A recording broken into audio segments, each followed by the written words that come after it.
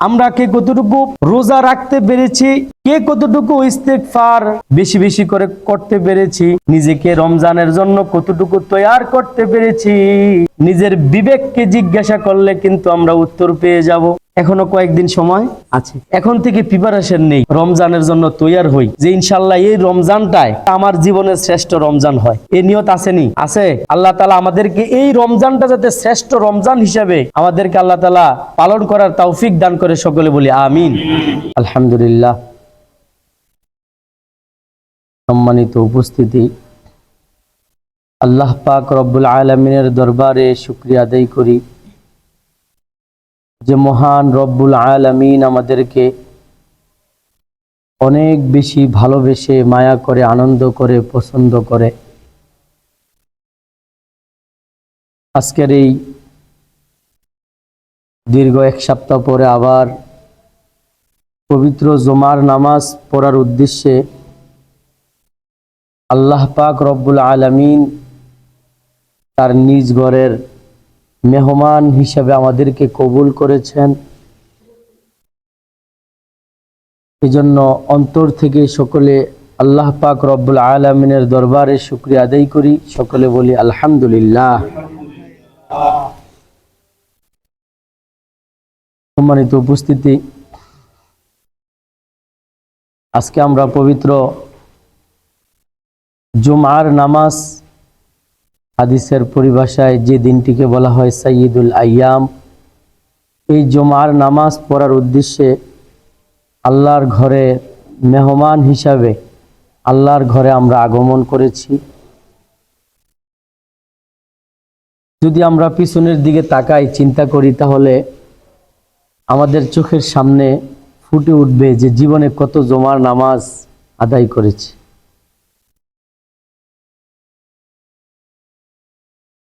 আবার যতদিন থাকবো এইভাবে জুমার নামাজ আমরা আদায় করব।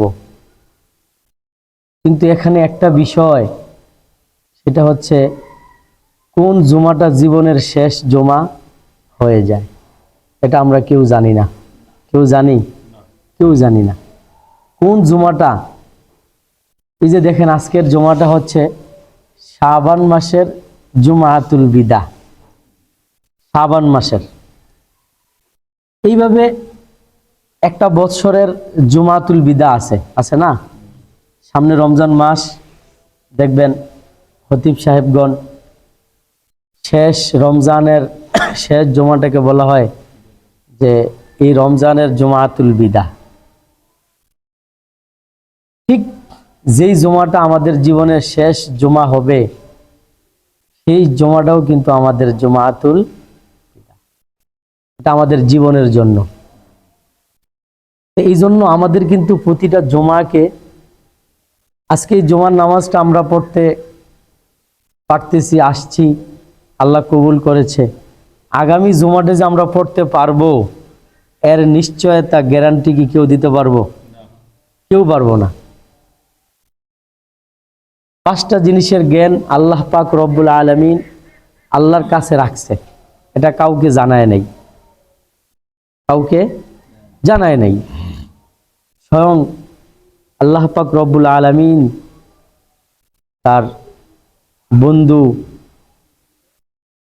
রাসূল আমাদের প্রিয় নবী হযরত মুহাম্মদ মুস্তাফা সাল্লাল্লাহু আলাইহি ওয়াসাল্লাম, যাকে সবচেয়ে বেশি ভালোবাসতেন, যার কথা আল্লাহ পাক রব্বুল আলামিনের সাথে সাথে রাসূল সাল্লাল্লাহু আলাইহি সাল্লামের নামটাও অনেক জায়গায় কি আনছে। শুধু এটা না, আল্লাহ পাক রব্বুল আলামিন পবিত্র কোরআনে অনেক জায়গায় এই কথাটা বলে দিয়েছেন যে যদি তোমরা আমাকে ভালোবাসতে চাও, তাহলে আগে রাসূলকে ভালোবাসো, রাসূল সাল্লাল্লাহু আলাইহি সাল্লামকে ভালোবাসো। আবার কোথাও আছে যে আল্লাহ পাক রব্বুল আলামিনকে অনুগত করতে চাইলে রাসূলকেই যেন কি করে, কুল ইন কুনতুম তুহিব্বুনাল্লাহা ফাত্তাবিউনি ইউহিব্বুকুমুল্লাহ, আল্লাহ বলছেন। তাহলে আল্লাহ পাক রব্বুল আলামিন রাসূল সাল্লাল্লাহু আলাইহি সাল্লামকে কত বেশি ভালোবাসতেন, কত বেশি ভালোবাসতেন। আল্লাহ তাআলা রাসূল সাল্লাল্লাহু আলাইহি সাল্লামকে কত বেশি ভালোবাসতেন, এটা আমরা এই ছোট মুখে, এই ছোট জীবনে, সংকীর্ণ সময়ে, সংকীর্ণ জীবনে, সংকীর্ণ জ্ঞানে এটা কখনো বোঝানো কি সম্ভব না। এটা কখনো বোঝানো সম্ভব না, চিন্তাও করা যাবে না। যেখানে আল্লাহ পাক রব্বুল আলামিন রাসূল সাল্লাল্লাহু আলাইহি সাল্লামকে এত বেশি ভালোবাসতেন, কিন্তু এই 5টা জ্ঞান তাকেও আল্লাহ তাআলা কি করে নাই, দেন নাই। ইন্নাল্লাহা ইনদাহু ইলমুস সাআহ ওয়া ইউনাজ্জিলুল গায়থা ওয়া ইয়ালামু মা ফিল আরহাম ওয়া মা তাদরি নাফসুম মাযা তাকসিবু গাদা ওয়া মা তাদরি নাফসুম বিআইয়ি আরদিন তামুত। এই 5টা জ্ঞান আল্লাহ পাক রব্বুল আলামিন স্বয়ং আল্লাহর কাছে কি, এটা নিয়ে আলোচনা করলে বিশাল আলোচনা। আমি ওইদিকে যাচ্ছি না, শুধু একটা জিনিস বলতেছি, এই যে সবার শেষ আল্লাহ বলছে নাফসুম বিআইয়ি আরদিন তামুত, যে আল্লাহ পাক রব্বুল আলামিন কোন ব্যক্তির কখন কোথায় মৃত্যুবরণ, কখন মৃত্যুবরণ হয়, এটা আল্লাহ ছাড়া আর কেউ কি জানে না। কিন্তু আমরা তো খুব দ্রুত আমাদের মুখ দিয়ে ভবিষ্যৎবাণীগুলো বের হয়ে আসে না, যে ভাই টাকাটা কবে দিবেন, আচ্ছা দেখি সামনের মাসে দিয়ে দেবো। কিন্তু এর আগে পরে কোনো কিছু নাই। এত কনফিডেন্স আমাদের ভিতরে, এই যে আমরা কথায় কথায় অনেক ত্রুটি করি, যে এই যে কনফিডেন্সটা আমাদের ভিতরে যে এটা করবো, সামনের বছর এটা করবো, যেখানে যেখানে এই আপনার 1 সেকেন্ডের কি নাই, ভরসা নাই, সেখানে আমরা 1 বছরের নিশ্চয়তা দিতেছি, গ্যারান্টি দিতেছি। তাহলে আমাদের এই কথাগুলা কি ভুল, এগুলা থেকে আমাদের ফিরে আসতে হবে। সম্মানিত উপস্থিতি, আমি এটা আমার ভূমিকাতেই যে কথাগুলো বলতেছি, এই কথা থেকে আমরা কিছু জিনিস সতর্ক হওয়ার জন্য বলতেছি।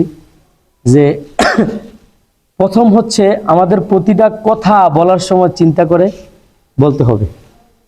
আল্লাহ পাক রব্বুল আলামিন আমাকে, আমাদের সবাইকে আমল করার তৌফিক দান করুন। তো এই যে আমরা আজকে জুমার নামাজ পড়তে আসলাম, যেখানে আল্লাহ তাআলা বলছেন যে মৃত্যুর খবরটা আল্লাহই ভালো জানে, তাহলে আগামী জুমা যে আমরা এখানে আসতে পারবো, বসতে পারবো, এর নিশ্চয়তা কারো আছে? কারো কি নেই। এই জন্য আমাদের উচিত প্রতিটা জুমাকে, আমাদের প্রতিটা জুমাই হচ্ছে জুমাতুল বিদা, ঠিক কিনা? প্রতিটা জুমা আমাদের জুমাতুল বিদা, এটা আমাদের জীবনের জন্য, এটা আমাদের জীবনের জন্য। সেই আত্মবিশ্বাস, সেই চিন্তা চেতনা ধারা, এগুলো নিয়েই কিন্তু আমাদের জুমার জন্য প্রস্তুতি নেওয়া প্রয়োজন। কিন্তু বড় দুঃখের বিষয় হচ্ছে জুমার দিন এই প্রিপারেশনটা আমরা নিতে পারি না। জুমার দিন সপ্তাহে 7টা দিন চলে যায়, 6টা দিন চলে যায়, আমরা আল্লাহর ঘরকে ভুলে যাই, আল্লাহর ঘরকে ভুলে যাই। কিন্তু জুমার দিন একটা দিন, এই জায়গাটাও আমরা কি করি, গড়িমসি করি। এটা আমাদের ইমানের অবস্থার কারণে, আল্লাহর প্রতি আমাদের ভালোবাসা, বিশ্বাসের অভাবের কারণে আজকে আমাদের এই অবস্থা। যাই হোক, আজকের জুমাটা হচ্ছে শাবান মাসের শেষ জুমা। আবার যদি আল্লাহ পাক রব্বুল আলামিন আগামী বৎসর আমাদেরকে, আগামী বৎসর পর্যন্ত যদি আল্লাহ আমাদেরকে নেক হায়াত দান করে, তাহলে আমরা এই জুমাটা পাবো। অন্যথায় এই শাবান মাসের ফজিলত যে জুমা, আমরা এগুলা আর পাবো না। তো সম্মানিত উপস্থিতি, এই দীর্ঘ একটি মাস জুড়ে আমরা শাবান মাসের করণীয় নিয়ে আলোচনা করতেছিলাম। এটা তো আমাদের সকলেরই জানা আছে, মুখস্থ আছে। অবশ্য আমার প্রথম জুমা থেকে এই পর্যন্ত আলোচনার যে ধারাবাহিকতাটা, এটা আপনাদের একদম মুখস্থই হয়ে যাওয়ার কথা, কি বলেন? কারণ প্রথম জুমাই আমি আলোচনা করেছিলাম, সেখানে বলেছিলাম যে আমরা রমজানের শাবান মাসের 4টা করণীয় নিয়ে আলোচনা দীর্ঘ একটি মাস জুড়ে করব।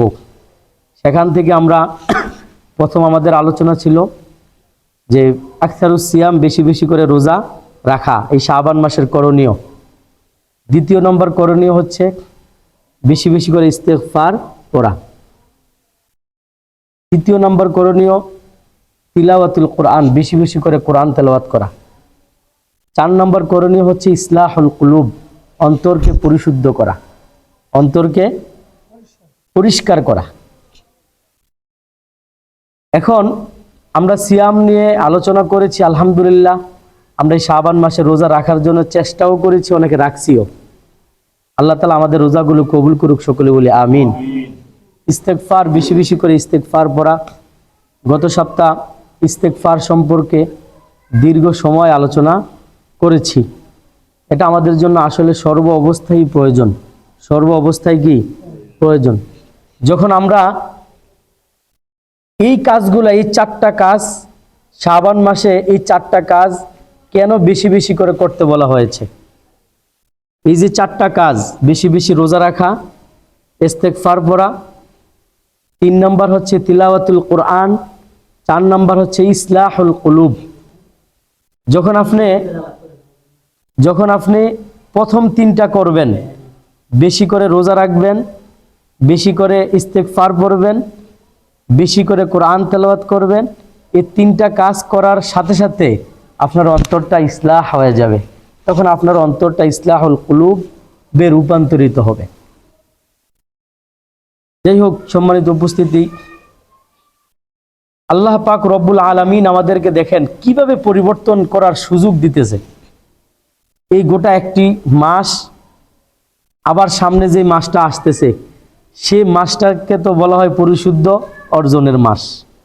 এই মাস জুড়ে এই কোরআন তেলাওয়াত সম্পর্কে, এই যে আলোচনা করলাম, এই সম্পর্কে ইনশাল্লাহ আগামী মাস জুড়ে আলোচনা থাকবে। তবে এই 4টা করণীয় কেন? কারণ হচ্ছে কৃষকরা যখন জমিতে ফসল ফলায়, তখন সরাসরি ডাইরেক্ট আলু, ভুট্টা, ধান ডাইরেক্ট সরাসরি রোপণ করে? আগে কি করে? এটাকে পরিষ্কার করে, হাল চাষ করে, সার প্রয়োগ করে, ওষুধ প্রয়োগ করে, একদম পরিপাটি করে, তারপরে কি করে? ফসল রোপণ করে। এই শাবান মাসটা হচ্ছে ঠিক এইভাবে আমাদের অন্তরটাকে, আমাদের হৃদয়টাকে, কলবটাকে এই প্রস্তুতি গ্রহণ করার মাস শাবান মাসটা। আপনি দেখবেন এই যে রমজান মাস আসতেছে, এই রমজান মাসে 4 শ্রেণীর মানুষ আছে। এক শ্রেণীর মানুষ আমল করবে, রোজা রাখবে, রোজা পালন করবে, কোরআন তেলাওয়াত করবে, আমল আখলাক আমল করবে। আবার রাজনীতিবিদ যারা আছে, তারা এই রোজাকে সামনে রেখে বিভিন্ন ব্যানার, পোস্টার, বিভিন্ন কিছু লাগাবে না?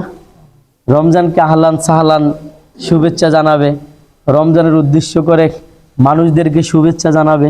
এই এক শ্রেণী।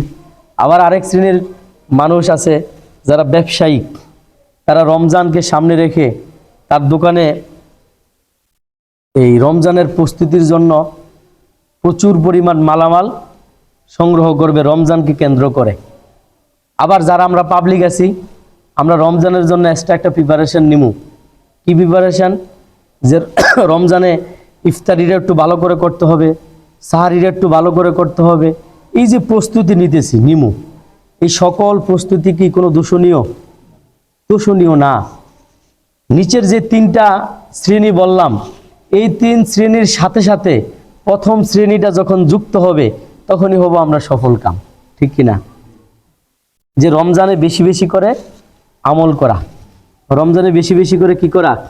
আমল করা, বেশি বেশি করে আমল করা, ইস্তেগফার পড়া। তো সম্মানিত উপস্থিতি, এই জন্য আল্লাহ পাক রব্বুল আলামিন পবিত্র কোরআনের মধ্যে বলেন, ইয়া আইয়ুহাল্লাযীনা আমানু কুতিবা আলাইকুমুস সিয়ামু কামা কুতিবা আলাল্লাযীনা মিন ক্বাবলিকুম লাআল্লাকুম তাত্তাকুন। আল্লাহ পাক রব্বুল আলামিন বান্দাদেরকে বলতেছেন, ইয়া আইয়ুহাল্লাযীনা আমানু, হে যারা ঈমান এনেছো, কুতিবা আলাইকুমুস সিয়ামু, আমি তোমাদের উপর রমজান মাসের রোজাকে ফরজ করে দিয়েছি। কামা কুতিবা আলাল্লাযীনা, শুধু তোমাদের উপরই আমি রমজান মাসের রোজাকে ফরজ করি নাই, তোমাদের পূর্ববর্তীদের উপর যেইভাবে আমি ফরজ করেছি ঠিক একইভাবে আমি তোমাদের উপরও রমজানের রোজাকে ফরজ করে দিয়েছি। তার পরবর্তীতে আল্লাহ বলতেছেন, মিন ক্বাবলিকুম লাআল্লাকুম তাত্তাকুন, আমি এই যে রমজান মাসের রোজা তোমাদের উপর ফরজ করেছি, এর উদ্দেশ্যটা হচ্ছে লাআল্লাকুম তাত্তাকুন, হে আমার বান্দা বান্দিগণ, কারণ হলো যাতে তোমরা মুত্তাকি হতে পারো। কি হতে পারি? মুত্তাকি হতে পারি, তাকওয়াবান হতে পারি। যদি আমরা মুত্তাকি হতে পারি, এই কারণে মুত্তাকি হওয়ার জন্য আল্লাহ তাআলা আমাদের উপর রমজানের রোজাকে কি করেছে? ফরজ করেছে। তাহলে রমজান মাসের রোজা রাখার উদ্দেশ্য কি? মুত্তাকি হওয়া। কি হওয়া? মুত্তাকি হওয়া।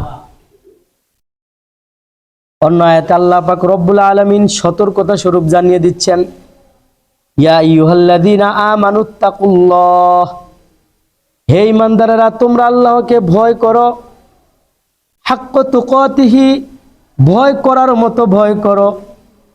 আল্লাহ বলছেন, ওয়ালা তামুতুন্না ইল্লা ওয়া আনতুম মুসলিমুন, আল্লাহ বলছেন সাবধান, মুসলমান না হইয়া কিন্তু মইরো না। এই আয়াত আল্লাহ বলেছেন, ইয়া আইয়ুহাল্লাযীনা আমানুত্তাকুল্লাহ, তোমরা আল্লাহকে ভয় করো। এরপরে আরো বেশি তাকিদ দেওয়ার জন্য আল্লাহ বলছে হাক্কা তুকাতিহি, শুধু ভয় করলে হবে না, ভয় করার মতো ভয় করতে হবে।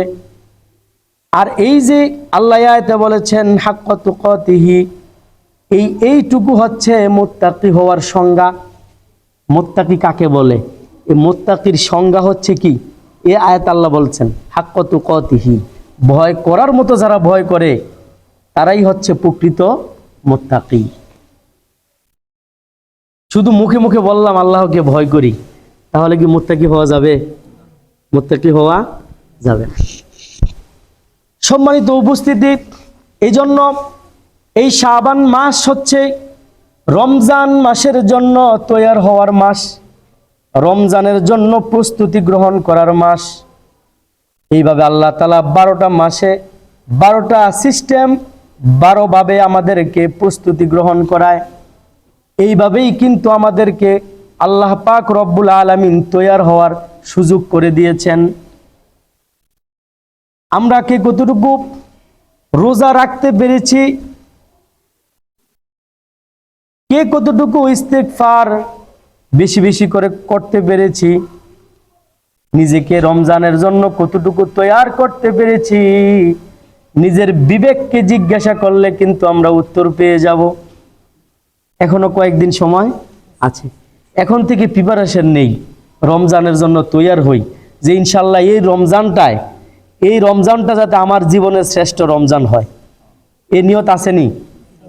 আছে। আল্লাহ তাআলা আমাদেরকে এই রমজানটা যাতে শ্রেষ্ঠ রমজান হিসাবে আমাদেরকে আল্লাহ তাআলা পালন করার তৌফিক দান করে, সকলে বলি আমিন। এই যে রমজান আসতেছে, আমরা এখন থেকেই বেশি বেশি করে ইস্তেগফার এর আমলটা বেশি বেশি করে শুরু করে দিই। গত জুমায় আলোচনা করেছিলাম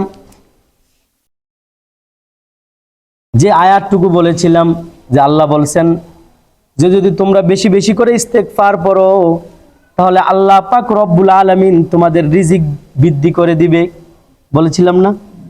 আসমান থেকে যেইভাবে মুষলধারে বৃষ্টি হয়, ঠিক এইভাবে বেশি বেশি করে ইস্তেগফার পড়লে আল্লাহর পক্ষ থেকে একইভাবে তোমাদের উপর রহমত বর্ষিত হবে।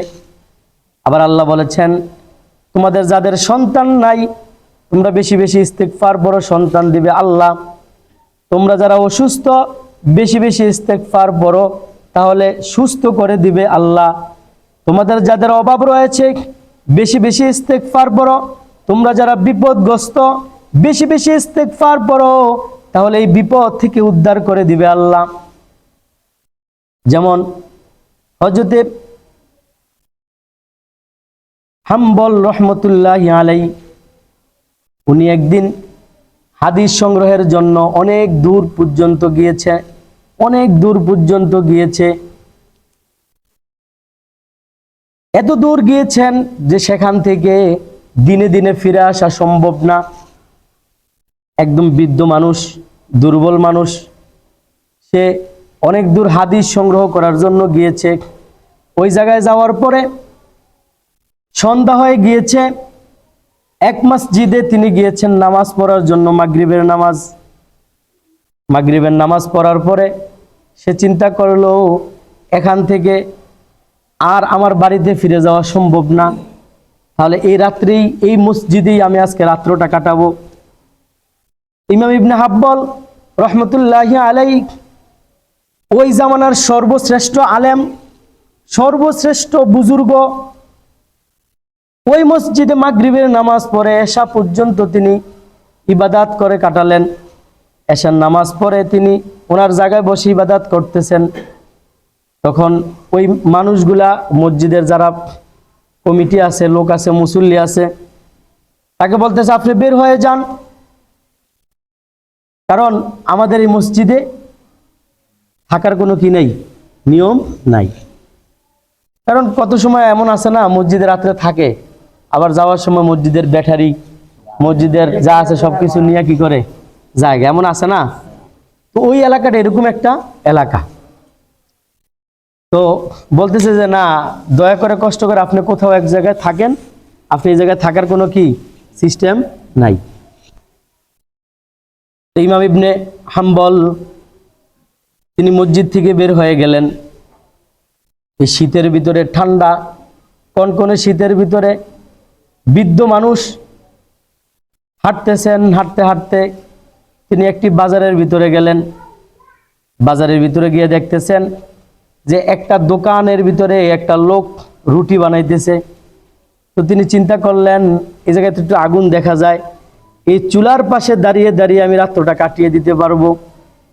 তো তিনি যখন এখানে গেলেন, যে দেখতেছে ওই ছেলেটা রুটি বানাইতেছে আর পড়তেছে আস্তাগফিরুল্লাহ আস্তাগফিরুল্লাহ আস্তাগফিরুল্লাহ সুবহানাল্লাহ। রুটি বানায় আর কি পড়তেছে, আস্তাগফিরুল্লাহ পড়তেছে। তখন তিনি বললেন, জিজ্ঞাসা করলেন যে চাচা আপনি কোত্থেকে আসলেন, কি খোঁজ খবর? তো বলল যে বাবা আমার তো এই অবস্থা, আমি তো আটকায় গেছি, তো তোমার এই জায়গায় আমি একটু সময় কাটাই। কোনো সমস্যা নাই, আপনি রাত্রের ভিতরে এই জায়গায় কি করবেন, আপনার দোকানের ভিতরে গিয়ে বসেন। তো উনি দোকানের ভিতরে গিয়ে বসলেন আর খেয়াল করলেন যে এই যুবক রুটি খামির করতেছে, খোলার দিতেছে, মানুষের দিতেছে, কিন্তু তার মুখ থেকে চলতেছে কি আস্তাগফিরুল্লাহ। তো যখন রাত্র শেষের দিকে, তখন ইমাম হাম্বল রহমতুল্লাহ আলাইহি বললেন যে তোমারকে আমি এই জিনিসটা দেখলাম, তুমি যে সারা দিন শুধু আস্তাগফিরুল্লাহ আস্তাগফিরুল্লাহ বলো, এর কারণ কি?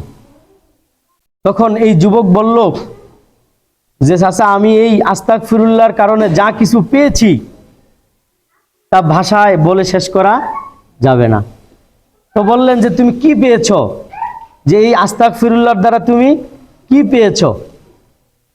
প্রথমে জিজ্ঞাসা করলেন তুমি আস্তাগফিরুল্লাহ কেন বলো? বলতেছে যে আমি যে রুটির খামিরটা করি, সব রুটিতে একরকম আটা আমি দিতে পারি না, এই জায়গায় একটু কম বেশি কি হয়ে যায়। আমার ভিতরের চিন্তা এই যে আমি টাকা কিন্তু আমি সবার কাছ থেকে সমান নিতেছি, এই জায়গায় যে আমার ত্রুটিটা হয়ে যাচ্ছে অনিচ্ছাকৃতভাবে, আল্লাহ তাআলা যাতে আমাকে এটার উসিলা মাফ করে দেয়।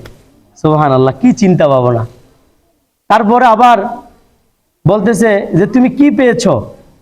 বলতেছে আমি পেয়েছি, আজকে আমার এত বছর ধরে আমি এই আমলটা করতেছি, এই পর্যন্ত আমার চিন্তা, আমার ধারণা, আমার এই আমলটার কারণে আল্লাহ পাক রব্বুল আলামিন আমাকে অনেক বেশি সুস্থ রেখেছেন। আমার কোনো জ্বর, সর্দি, কাশি, কোনো ধরনের অসুস্থতা আমি এই আজকে প্রায় 30-32 বছর যাবত আমি কোনো অসুস্থতা ফিল করতেছি না। সুবহানাল্লাহ। তারপর বলতেছে তাহলে তুমি আর কি পেলাম? তখন বলতেছে যে এই রাত্রে আমি অল্প কিছু রুটি বেচি, আমার কামাই রোজগারটা একদম কম, কিন্তু আমার যেই ফ্যামিলি সব মিলিয়ে প্রায় 40-50 জনের লোক আমার আয়ত্তে, এই যে এত সংখ্যক লোক আমার পরিবারে সবাই খুব সুন্দর করে স্বাচ্ছন্দ্যভাবে চলতেছে, কিন্তু এই অর্থ কোথা থেকে আসে আমি নিজেও জানি না। আমি যেই টাকা দিয়ে অর্জন করি, উপার্জন করি, এই টাকা দিয়ে আমি খুব সুন্দর করে সংসার পরিচালনা করি, আবার এই টাকা থেকে আমি কিছু টাকাও আমি জমা রাখি। সুবহানাল্লাহ। তাহলে এই বরকতটা দিতেছে কে? আল্লাহ। তারপরে ইমাম হাম্বল রহমতুল্লাহ আলাইহি বলতেছেন যে আমি এমন কিছু পেয়েছি, আমি আল্লাহর কাছে যেই দোয়া করেছি সেই দোয়াটাই আল্লাহ আমাকে কবুল করেছেন। এই জন্য সমাজের অনেক মানুষ আমাকে দিয়ে কি করায়? বিভিন্ন কিছুতে দোয়া করায়। আর আমার জীবনে আমি যত দোয়া করেছি সব দোয়া আল্লাহ কবুল করেছে। আমার কোনো অপূর্ণ বলতে কিছু নেই, কিন্তু একটা অপূর্ণ আছে। তখন কৌতূহলভাবে জিজ্ঞাসা করলাম, তোমার সেই অপূর্ণতাটা কি? তখন বলতেছে সেই অপূর্ণতাটা হলো যে আমি আল্লাহর কাছে অনেক বেশি চেয়েছি, কেঁদেছি, যে আমি শুনেছি এই জামানার যুগ শ্রেষ্ঠ আলেম হচ্ছে ইমাম হাম্বল রহমতুল্লাহ আলাই, হাদিস বিশারদ, মুহাদ্দিস, কিন্তু ওনার সাথে একবার আমি দেখা করার জন্য আমি আল্লাহর কাছে অনেক বেশি চেয়েছি। যদি একবার দেখা হতো ওনার কপালে আমি একটা চুমা দিতাম। সাথে সাথে ইমাম হাম্বল রহমতুল্লাহ আলাই এই যুবককে দেখে যুবকের দিকে তাকিয়ে চোখের পানিগুলো ছেড়ে দিলেন, বললেন, হে যুবক, তুমি তো মুস্তাজাবুদ দাওয়া, তোমার এই দোয়াটাও আল্লাহ কবুল করেছে। ইমাম হাম্বলের কাছে তোমার যেতে হবে না, আল্লাহ পাক রব্বুল আলামিন ইমাম হাম্বলকে তোমার সামনে নিয়ে আসছে।